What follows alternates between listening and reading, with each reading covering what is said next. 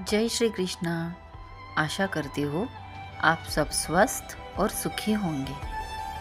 आज हम बात करेंगे दोस्ती पर। क्यों हमें दोस्ती में दुख मिलता है हमेशा? क्यों एक दोस्त दूसरे दोस्त पर भरोसा नहीं कर पाता? क्यों दोस्ती टूट जाती है हमारी छोटी छोटी बातों पर? जितना दर्द प्यार दूर जाने पर नहीं होता, उससे कई गुना ज़्यादा दुख दर्द हमारा दोस्त, यार, सखा दूर जाने पर होता है। क्यों आपको भी कभी ज़िंदगी में इस तकलीफ़ से गुज़रना पड़ा है? आप भी कभी रोए हैं फूट फूट कर अपने दोस्त, सहेली दूर जाने पर, आपसे बात न करने पर, आपसे झगड़ा करने पर? क्या होती है दोस्ती? कैसे बनते हैं दोस्त? कौन सा दोस्त असली होता है और कौन सा नकली? क्या हम जितने भी लोगों से रोज़ बात करते हैं, क्या वो सभी हमारे दोस्त हैं? कैसे चुने असली दोस्त को? क्या है असली दोस्त की मायने? एक रिश्ता दोस्ती का, पर कितने सारे सवाल। आइए जानते हैं इस सवाल का जवाब श्री भगवद गीता से। कहते हैं, इस ज़िंदगी में हर रिश्ता बनाना पड़ता है। कुछ रिश्ते खून के होते हैं जो हमें हमारे जन्म से मिलते हैं।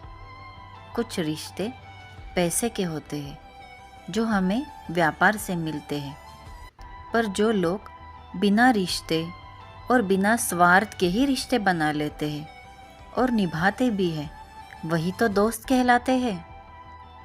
अगर ज़िंदगी में दोस्त हो तो श्री कृष्ण और सुदामा जैसे, श्री कृष्ण और अर्जुन जैसे, श्री कृष्ण और द्रौपदी पांचाली जैसे।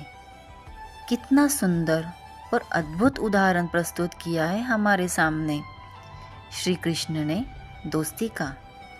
क्या था इनका दोस्ती में जो ऐसा जो इनकी दोस्ती अमर हो गई? युगों युगों तक इनकी दोस्ती की कस्में खाई जाती है, कहानियाँ सुनाई जाती है। ऐसा क्या था श्री कृष्ण की दोस्ती में जो ये सब अजय अमर हो गए? क्यों इन्हें कभी दोस्ती से दुख नहीं मिला?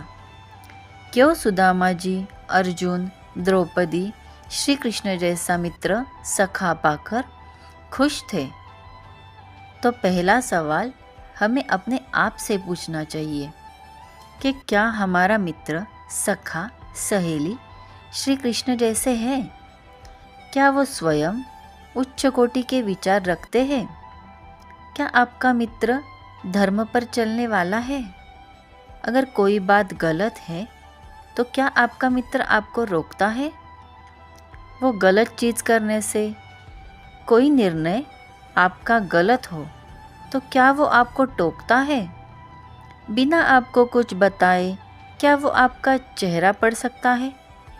आप किसी मुसीबत में हो या आज आप बहुत खुश हो, सिर्फ आपकी आवाज़ सुनकर भी क्या वो जान पाता है आपका हाल? अगर इन सभी बताए हुए वर्णनों में आपका मित्र या सहेली बैठते हैं तो आप बहुत भाग्यशाली हो। दोस्ती में अमीर गरीबी का भेदभाव नहीं होता, ऊंच नीच का भेद नहीं होता। होता है तो एक दूसरे को समझना, एक दूसरे के प्रति सच्चाई। अगर आप सच्चे मन से एक दूसरे से जुड़े हो तो आपकी कभी लड़ाई नहीं होगी। आज के युग में इस दोस्ती के मायने कम हो गए हैं। आजकल के तो हमें ना दोस्ती की परख है ना दोस्तों की। हर एक नाता स्वार्थ पे बना हुआ है, उसमें दोस्ती भी आती है। अगर आपको पता है कि अपना दोस्त गलत निर्णय ले रहा है, कुछ अधर्म कर रहा है, तो आपको पूरा हक है उसे रोकने का, टोकने का, ना कि आप उसे सहकार्य करो उसके गलत कामों में, निर्णयों में। जो काम करके इस सृष्टि का नाश हो, इस पृथ्वी का नाश हो, ऐसे कार्य करने वाले मित्रों से बचे जो इस सृष्टि के नाश का कारण बनेंगे। वो याद रखना आपके दुखों का भी कारण बनेंगे। दोस्ती वो नहीं है जो आज आप कॉलेज में किसी एक लड़की की वजह से मारपीट में अपने दोस्तों की मदद करने में करते हो, बल्कि दोस्ती तो वो है जो उसे बताए कि ये वक्त ऐसे फिजूल बातों में ज़ाया करने का नहीं है, बल्कि पढ़ाई लिखाई करके एक ऐसे मुकाम को हासिल करने का है जो उच्च स्तर का हो। जिस रिश्ते में बस सत्य हो वही असली रिश्ता होता है। फिर वो दोस्ती हो या कोई और रिश्ता, हमारी एक एक छोटी परेशानी, हमारे कई सारे सीक्रेट, हमारा पूरा जीवन का कच्चा चिट्ठा हमारे दोस्तों के पास होता है। जो खुशी हम किसी से बांट नहीं सकते वो हम दोस्तों से बांटते हैं। कोई दुख हम हमारे घर वालों तक नहीं बता सकते, वो हमारे दोस्तों को पता होता है। खाने का हर एक निवाला तक हम उसे छोड़कर अकेले नहीं खाते। कहाँ जाना हो, कुछ लाना हो, अगर कुछ नया सोचा भी है तो सबसे पहले उसे बताना हो, तब तक हम चैन नहीं पाते। ऐसा होता है असली दोस्त।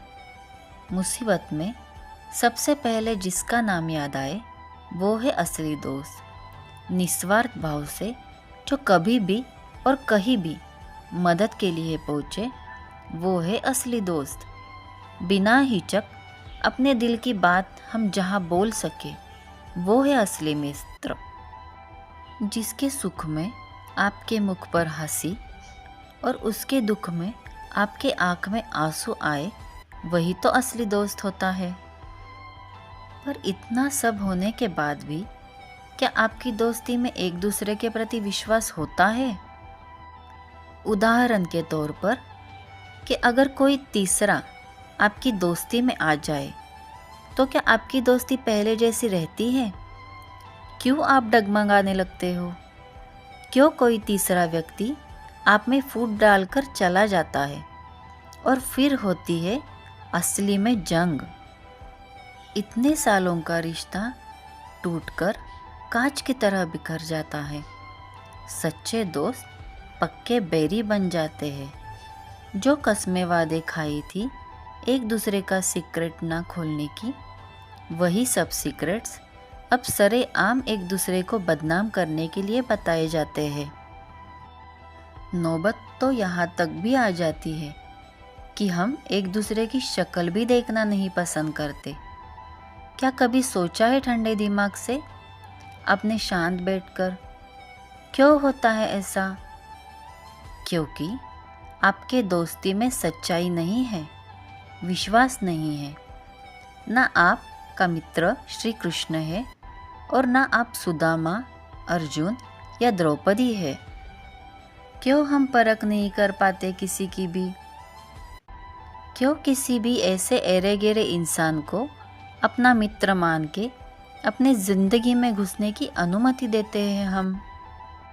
क्यों हम परख नहीं पाते सामने वाले को? और सबसे महत्वपूर्ण, क्या हम में श्री कृष्ण के गुण हैं? पहले परखना है तो खुद को परखो।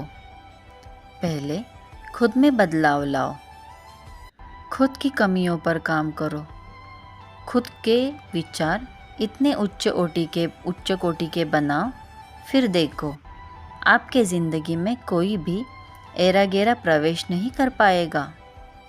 फिर आप दोस्ती से कभी दुखी नहीं रहोगे। भगवान श्री कृष्ण को सिर्फ मंदिर में पूजने से कुछ नहीं होगा। उनके बताए हुए मार्ग पर चलिए तो बहुत कुछ बदल सकता है। अगर आप भी अपने प्रश्नों के उत्तर ढूंढना चाहते हैं तो आज ही भगवद गीता सामने लीजिए और अपना प्रश्न मन में पूछिए, और जिस भी पुस्तक के पन्ना आप खोलोगे तो दाईं तरफ आपको आपके प्रश्न का उत्तर मिल जाएगा। आज के वीडियो में बस इतना ही।